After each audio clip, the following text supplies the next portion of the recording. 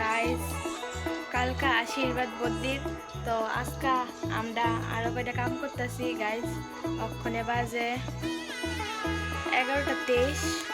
দেখেন কি কাজ করতেছি, কি করতেছি আমরা। বাসন বেছে রাখছি।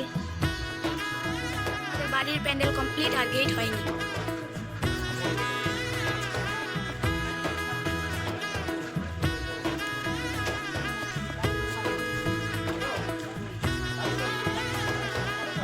এলো এলো এলো কি গোধূলি জীবনে, ডানা মেলে 100টা প্রজাপতি মনে।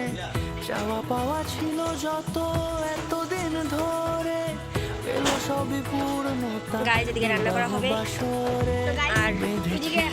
আর এখানে খাওয়ার জন্য চার হাত যেন এক হয়ে থাকে, কোনেরই তো সাজে অন্তরে আজে। আনলে তুমি ভালোবাসা যে, ও শুভ শুভ শুভ